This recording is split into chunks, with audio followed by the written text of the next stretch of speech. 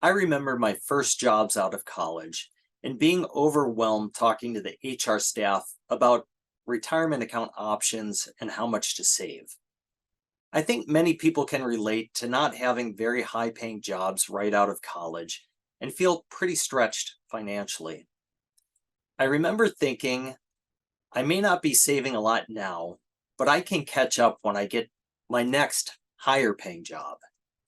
And it's true that your pay likely will go up, and with it, your retirement contributions. But I want to share with you something that may surprise you. These are the monthly amounts that should be saved and invested starting at various ages to reach $1 million at age 65. For example, someone starting at age 20 would invest $292 every month until they turn 65 to build an account valued at $1 million. Now imagine someone else started saving at age 30. You'll see that they need to save $603 every month to reach the same $1 million.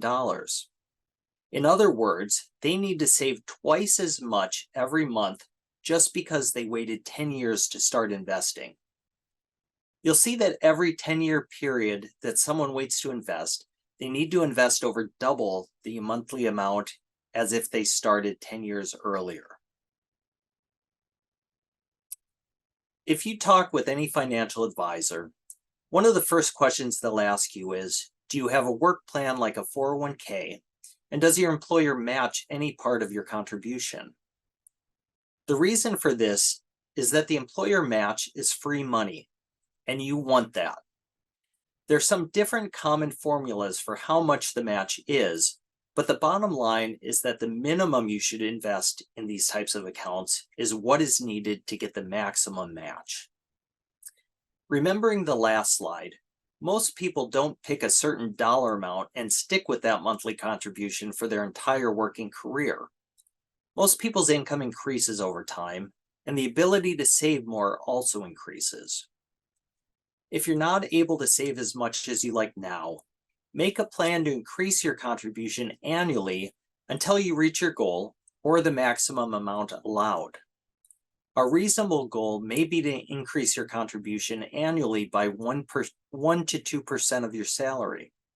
As the money is invested before it hits your bank account, you'll likely not even miss it.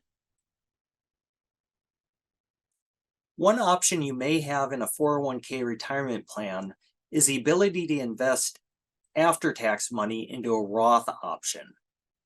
What this means is that you pay taxes on the money that goes into the plan, but it grows tax-free and can later be withdrawn tax-free in retirement.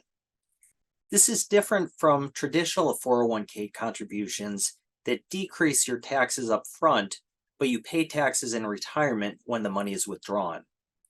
The decision of which contribution type to make depends on if you think your taxes will be higher in the future. If you find yourself in a lower tax bracket now, the Roth option is an incredible way to allow your money to grow tax-free.